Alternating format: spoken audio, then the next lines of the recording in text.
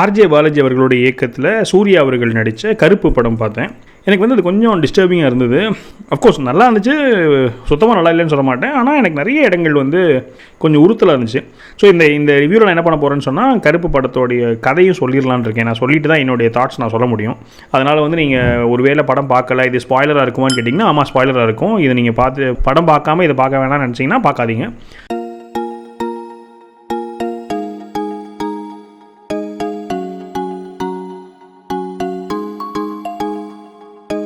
So இதில் என்ன first எனக்கு வந்து அதில் பிடிக்காமல் இருந்தது என்னன்னு நான் சொல்லிடுறேன். அந்த படத்தில் வந்து என்னென்னு கேட்டிங்கன்னா, சூர்யா அவர்கள் தான் கருப்பசாமியாக வரார்.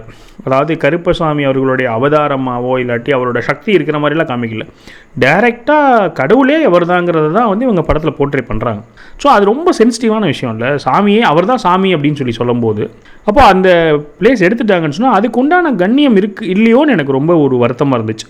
நான் அவங்களோட இன்டென்ஷனாக சந்தேகப்படல. அவங்களுக்கு நிஜமாலுமே பக்தி இருக்கலாம், நிஜமாலுமே வந்து மரியாதை இருக்கலாம், நிஜமாலுமே வந்து அவங்க உயரமாக வைக்கணும்னு தான் நினச்சி படம் எடுத்திருப்பாங்களா இருக்கும். ஆனால் எனக்கு கண்டிப்பாக அதில் வந்து அவங்க ஜஸ்டிஸ் பண்ணல அப்படிங்கிறது என்னோடய ஒப்பீனியன். ஏன்னா இந்த படத்தோட மையக்கரு என்னென்னு கேட்டிங்கன்னா, கேரளாவிலேருந்து ஒரு அப்பாவும் பொண்ணும் ஒரு ஆப்ரேஷன் பண்ணுறதுக்காக வராங்க. நிறைய நகை கொண்டு வராங்க. அந்த நகையை வந்து திருடர்கள் திருடிடுறாங்க.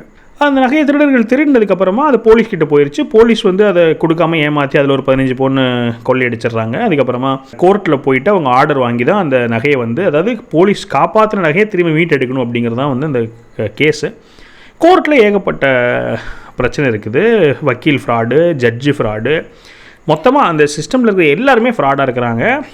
இவங்களுக்கு அந்த பணமே கிடைக்க மாட்டேங்குது, நகையே கிடைக்கல. ரொம்ப பெரிய பிரச்சனையில் மாட்டிக்கிறாங்க. அந்த பொண்ணுக்கு வந்து ஆப்ரேஷன் பண்ண வேண்டியிருக்கு. ஸோ சாக கிடக்கிறாங்க. அந்த நகை கிடைச்சா தான் அந்த பொண்ணு வந்து உயிரோடு வரும். அந்த நகை வந்து திருடங்கிட்டேருந்து போலீஸ்கிட்டேருந்து கோர்ட்டில் போய் சிக்கிக்குச்சு. இந்த பிரச்சனையில் எல்லாமே அவங்க வழியெல்லாம் மூடிருச்சு.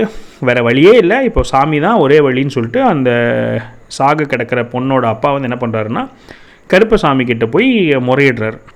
மிளகா அரைச்சி கருப்பசாமி மேலே அபிஷேகம் பண்ணி வேண்டுறாரு. கருப்பசாமி கிட்ட காப்பாற்றுங்க, வேறு வழியே இல்லை, நீங்கள் மட்டும்தான் எனக்கு இருக்கீங்கன்னு வேண்டுறாரு. வேணுன்னே கருப்பசாமியே வந்துடுறாரு. வந்து நான் காப்பாற்றுறேன்னு சொல்லிட்டு வராரு. ஸோ இதுதான் பேசிக் கதை. அதுக்கப்புறம் என்னென்னோ பண்ணுறாங்க. ஜுடிஷியல் சிஸ்டம், ஜுடிஷியல் ரிஃபார்ம்ஸ் எல்லாம் நடக்குது. ஆனால் படத்தோட கரு என்னன்னு கேட்டிங்கன்னா, ஒரு கஷ்டப்படுற அப்பா, சாக கிடக்கிற பொண்ணு, இவங்களுக்கு வந்து நீதி கிடைக்கல. அவ்வளோ கஷ்டப்படுறாங்க. நம்மளுக்கு அவ்வளோ கஷ்டப்படுறத காமிக்கிறாங்க. 4-5 மாதம் உட முடியாதவங்களோட 4-5 மாதம் கஷ்டப்படுறாங்க. பல லட்சங்கள் இழந்துடுறாங்க. வேறு வழியே இல்லைன்னு சாமிக்கிட்ட போகும்போது ஒரு பேசிக் புரிதல் இல்லை, பேசிக் எக்ஸ்பெக்டேஷன் என்ன இருக்கும், சாமி வந்து அவங்கள காப்பாற்றுவாங்க, இதானே. இதை நீங்கள் வந்து ட்விஸ்ட்டு பண்ணவே முடியாதுல்ல. இது ட்விஸ்ட்டு பண்ணிங்கன்னா நீங்கள் என்ன ஜஸ்டிஸ் பண்ணுறீங்க? நீங்கள் சாமிக்கு என்ன ஜஸ்டிஸ் பண்ணுறீங்க? கதைக்கு என்ன ஜஸ்டிஸ் பண்ணுறீங்க? இந்த பேசிக் கதையில் ஓட்டையை போட்டிருக்கானுங்க. கருப்பசாமி வர்றாரு. வந்ததுக்கு அப்புறமா என்ன பண்ணிடுறாங்கன்னு கேட்டிங்கன்னா, அந்த குழந்தைக்கு வந்து கரெக்டான டயத்துக்கு நகை கிடைக்கல, பணம் இல்லாததுனால ஆப்ரேஷன் பண்ணாதனால இறந்து போயிடுறாங்க. இது என்னால் ஜீர்ணிக்கவே முடியல. இது ஃபஸ்ட் ஹாஃப்லேயே வந்துடுது. இதுக்கப்புறமா எனக்கு வந்து அந்த ஆதங்கமே அடக்க முடியல. அது எப்படி நீங்கள் வந்து கடவுள் படம் எடுக்கிறீங்க, கடவுள் அவர் வேண்டுறாரு, வேறு வழியிலேயும் வேண்டுறாரு, கடவுள் அதை நிறைவேற்றலை. நீங்கள் கடவுள்கிட்ட பார்த்து அதை வில்லன் சொல்லலாம், நீங்கள் தோற்று போயிட்டீங்க கடவுளே, இந்த பொண்ணு செத்ததுக்கு நீங்கள் தான் காரணம் கடவுளேன்னு சொல்லி அவன் வந்து வில்லன் பேசுகிறான். இப்படி ஒரு படம் எடுத்து வச்சுருக்கானுங்க. அதுக்கப்புறம் நீங்கள் வந்து என்ன பண்ணலான்னு சொன்னால், நிறையா ஃபைட்டு வைக்கிறாங்க, நிறையா வந்து அவர் ஜுடிஷியல் சிஸ்டத்தையே சாமி சரி பண்ணுற மாதிரிலாம் சீன் வைக்கிறாங்க. கடைசியில் வில்லனை கொன்றுறாரு. எல்லாம் சரிதான். இந்த இதில் வந்து கருப்பசாமி அவர்களால் அந்த குழந்தை உயிரை காப்பாற்ற முடியாமல் போகிறதுக்கும் ஒரு ஜஸ்டிஃபிகேஷனாக வச்சுருக்காங்கன்னு வச்சுக்கோங்களேன். இந்த மாதிரி, அதாவது வில்லன் போயிட்டு ஆர்ஜே பாலாஜி தான் வில்லன். அவர் வந்து என்ன பண்ணுறாருன்னு சொன்னால், சாமி கிட்டே போயிட்டு கேட்குறாரு, நீங்கள் வந்து மனுஷனாக இருந்து ஜெயிச்சு காமிங்கன்னு சொல்லி கேட்குறாரு. சத்தியம்லாம் வாங்கிக்கிறாரு. அவரே கையை பிடிச்சி சத்தியம் பண்ணிடுறாரு. அந்த சத்தியத்துக்கு கட்டுப்பட்டு சாமி வந்து என்ன பண்ணிடுறாருன்னு சொன்னால், அவருடைய கடவுள் பவர்ஸ் எல்லாம் யூஸ் பண்ணாமல் மனுஷன் மாதிரி கஷ்டப்படுறாரு. அப்படி மனுஷன் மாதிரி கஷ்டப்படுறதுனால அந்த உயிரை காப்பாற்ற முடியாமல் போயிடுது. இப்படி ஜஸ்டிஃபிகேஷனாக வச்சுக்கிறாங்க. இப்போ நீங்கள் தானே கதை எழுதுறீங்க. அப்போது நீங்கள் என்ன பண்ணுறீங்கன்னா, சுவாரஸ்யமாக இருக்கணுங்கிறதுக்காக, கதையில் வந்து ஒரு இது இருக்கணுன்றதுக்காக, அப்ஸ் அண்ட் டவுன்ஸ் இருக்கணுன்றதுக்காக நீங்கள் வந்து சாமி தோக்குற மாதிரி சீன் வைப்பீங்களா? இது நிஜத்தான் நடந்தது, அதை நான் தழுவி எடுத்தேன், எனக்கு வேறு வழி இல்லை, என்னால் மாற்ற முடியலன்னு நீ சொன்னாலே தப்பு தான்றேன். அப்போயே உங்கள் கீழே இந்த லிபர்ட்டி இருக்குல்ல, நீங்கள் எல்லாம் மாற்ற முடியுதில்ல. அப்படி இருக்கும்போது நீங்கள் எப்படி இப்படி எடுக்க முடியும்? எனக்கு அந்த சீன்லேருந்து என்னால் வெளியே வர முடியல. இது எப்படி மக்கள் கொண்டாடுறாங்கங்கிற என்னால் நம்ப முடியல. ஏன்னா இதையும் தாண்டி அந்த திரை மாயை வந்து ஏமாத்துது மக்களை. அந்த பேக்ரவுண்ட் மியூசிக் நல்லா போட்டிருக்காரு அந்த சின்ன பையன் சாய் அபியங்கர், நல்லா மியூசிக் போட்டிருக்காரு. அதாவது ஜென்சி இந்த மாடர்ன் ஏஜுக்கு மாதிரியான சாமி பாட்டு மாதிரி இருக்காதுன்னு வச்சுக்கோங்களேன். சாமி பக்தியும் வர்ற மாதிரி அதே சமயத்தில் ஒரு ரேப் மாதிரியும் பாட்டு போட்டு படம் எடுத்துருக்குறாங்க. ஸோ உங்களுக்கு அந்த கலர்ஃபுல்லாக எல்லாம் இருக்கிறதுனால இப்போ எப்படி கொக்கோ கோலா நம்மளுக்கே பிடிச்சி போயிருது. கொக்கோ கோலா பெப்சி நான் பேர் எடுக்க வேணாம்னு நினைக்கிறேன். பட் மாடர்னாக நிறைய விஷயங்கள் உடம்பு கெடுதல் தான், நல்லா இருக்காது தான், டேஸ்ட்டே இருக்காது. இப்போ சிகரெட் குடிக்கிறாங்க, நல்லாவே இருக்காது தான் நிறைய பேர் சொல்கிறாங்க, ஆனாலும் குடிக்கிறாங்கல்ல. அந்த மாதிரி இவ்வளோ தப்பான ஒரு கருவை வச்சுட்டு படம் எடுத்துடுறாங்க.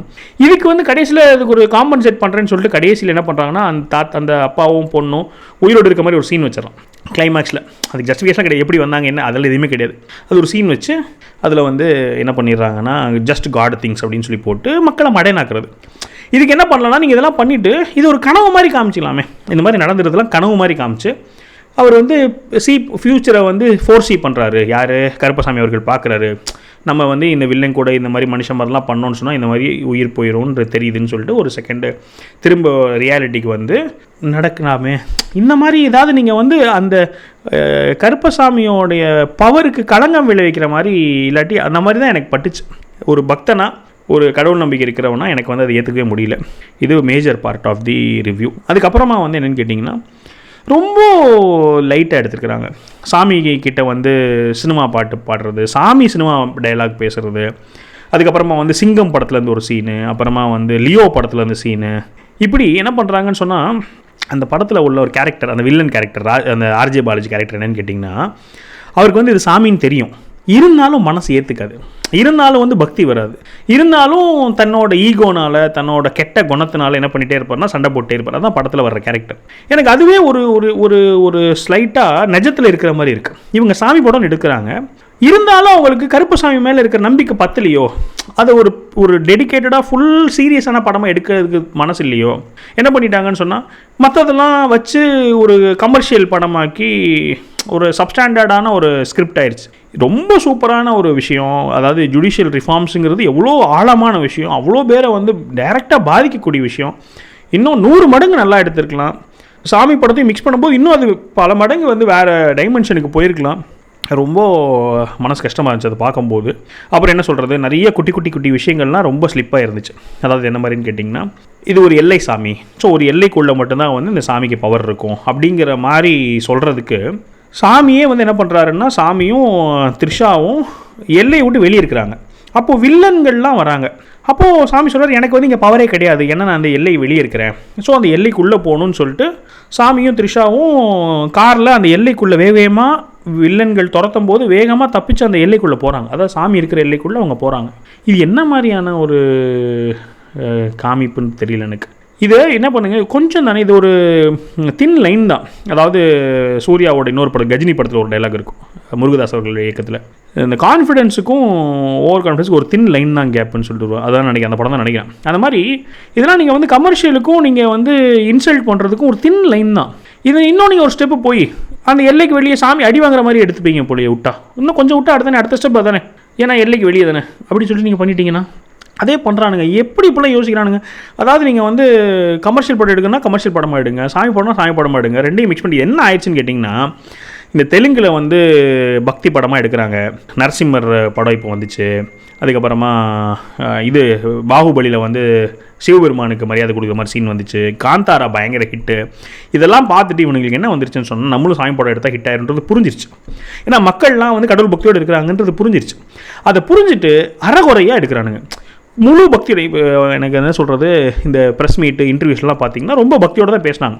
நாங்கள் வந்து மதுரையில் போய் கருப்பசாமி எங்களுக்கு தரிசனம் கொடுத்தாரு, கருப்பசாமி தான் எங்களை இந்த படத்தையே காப்பாற்றினார், கருப்பசாமி தான் எங்களுக்கு வந்து அப்படி ரொம்ப பக்தியாக தான் பேசினாங்க. எனக்கு அது ரொம்ப பிடிச்சிருந்துச்சி. இது வந்து முன்னாடியோட பெட்டர் தான் வச்சுக்கோங்களேன். கடவுள் மறுப்பு பேசிகிட்டு இருந்ததை விட, கடவுளை வந்து கேலி பேசிகிட்டு இருந்ததை விட இது வந்து பெட்டர் மூவ் தான். இருந்தாலும் எனக்கு வந்து அந்த படம் பார்த்துட்டு ரொம்ப நெருடலாக இருந்துச்சுன்னு வச்சுக்கோங்களேன். சரி முன்னாடி இப்போ பரவாயில்ல அப்படின்னு வந்து சந்தோஷப்பட்டுக்கிறதா, இல்லாட்டி ஏன் இப்படி அறகுறையாக இங்கே ஒரு கால் அங்கே ஒரு கால் வைக்கிறாங்க அப்படின்னு சொல்லி வருத்தப்படுறதான்னு தெரியல. ஸோ அந்த மாதிரி நிறைய விஷயங்கள் வச்சுக்கோங்க. கடைசியில் பார்த்தீங்கன்னா கடைசி முடியும் போதும் ஒரு டைலாக் வச்சுருக்காங்க. என்ன டைலாக் வச்சுருக்காங்கன்னு கேட்டிங்கன்னா நீதித்துறை வந்து நல்லபடியாக சிறப்பாக செயல்படணும் அப்படிலாம் சொல்லிட்டு சாமி சொல்கிறார். நீங்கள் உங்களை கடவுளாக நம்பி வர்றவங்களுக்கு நீங்கள் நீதி கொடுக்காம அவங்கள வந்து கோயில் வாசலில் நிற்க வச்சிடாதீங்க அப்படிலாம் சொல்கிறாங்க. சொல்லிவிட்டு கடைசியில் வந்து என்ன டைலாக்னு கேட்டிங்கன்னா மக்களுக்கு வந்து நாளைக்கு உலகத்தில் நீதித்துறை ஒழுங்காக செயல்பட்டுச்சுன்னு சொன்னால் கடவுள் நம்பிக்கை இல்லாமல் கூட நிறைய பேர் இருப்பாங்க, ஆனால் நீதித்துறை மேலே நம்பிக்கை இல்லாதவங்களே இருக்க மாட்டாங்க அப்படின்னு சொல்லி இல்லாக்கு. நீங்கள் நீதித்துறையை தூக்கி பிடிங்க, எல்லாம் சரிதான். ஆனால் நீங்கள் வந்து படம் எடுத்திருக்க, என்ன படம் எடுத்திருக்கீங்க? கருப்புன்னு எடுக்கிறீங்க. கருப்பசாமி தான் நீதித்துறையை சரி பண்ணுறாருன்னு எடுக்கிறீங்க. கடவுள் நம்பிக்கை இல்லாமல் இருந்துட்டு போட்டோம். நீங்கள் எதுக்கு அதை சொல்லணும்? கடவுள் நம்பிக்கை இல்லாமல் கூட மக்கள் இருப்பாங்க, ஆனால் நீதித்துறை மேலே நம்பிக்கை இல்லாமல் இருக்க மாட்டாங்களாம். அதாவது இவனுக்கு கன்ஃபியூஸ்டுன்னு வச்சுக்கோங்களேன். கடைசியில் வந்து ஒரு சட்டமன்றத்தில் வச்ச ஒரு வீடியோ, அந்த சட்டமன்ற வீடியோவில் பெரிய ஆள் உயர அண்ணாவுடைய ஃபோட்டோ. ஸோ ரொம்ப கன்ஃபியூஸ்டு பீப்புள், ரொம்ப என்ன சொல்ல இன்சென்சிட்டிவாக தான் எடுத்திருக்கேன். எனக்கு என்னோடய பர்சனல் ஒப்பீனியனில் எனக்கு என்னோடய பார்வையில் இட் வாஸ் இன்சென்சிட்டிவ். நோக்கங்கள் நல்ல நோக்கங்களாக இருக்கலாம், ஆனால் இம்ப்ளிமெண்டேஷனில் டெஃபினட்டாக நிறையா தவறுகள் இருக்குது. முன்னாடிக்கு இப்போ பரவாயில்லன்னு சொல்லிட்டு நம்ம வந்து ஒரு பாசிட்டிவாக எடுத்துகிட்டு போகலாம். இன்னுமாச்சும் என்ன சொல்கிறது, சாமி சரணம். எனக்கு என்ன சொல்லன்னு தெரியல. எனக்கு ரொம்ப வருத்தமாக இருந்துச்சு, அது எல்லாத்தையும் உங்ககிட்ட ஷேர் பண்ணுவோம். ஏன்னா நிறைய பேர் இந்த பார்வையில் பார்க்கல. ஏன்னா என்னோட நெருக்கமாக இருக்கவங்களே படம் ரொம்ப நல்லா இருந்தது, ரொம்ப பக்தி உள்ளவங்களே படம், அவங்களுக்கு தப்பு தெரியல, அது ஓகே தான், தப்பு சொல்லக்கூடாது. ஆனால் இதை சரி பண்ணி ஆகணும். இது எனக்கு இந்த ஃபிலிம் மேக்கர்ஸ் கிட்ட போய் சேருமான்னு எனக்கு தெரியல. உங்ககிட்ட ஷேர் பண்ணணும்னு நினச்சா தான் அந்த வீடியோடைய நோக்கம். ஸோ உங்களோட கருத்துக்கள் சொல்லுங்கள். நான் தான் ரொம்ப நெகட்டிவாக யோசிச்சிட்டேனோ, நான் தான் ரொம்ப தப்பாக பார்க்குறேனா அப்படின்னு எனக்கு தெரியல. எனக்கு என்ன தோணுச்சுன்னு ஓப்பனாக சொல்லியிருக்கேன். நீங்களோட கருத்துக்கள் ரெடியாக உதவி பண்ணுங்கள், நான் படித்து பார்க்குறேன். மேலும் ஒரு பாசிட்டிவ் ஷெட்யூல் சந்திக்கிறேன். வணக்கம்.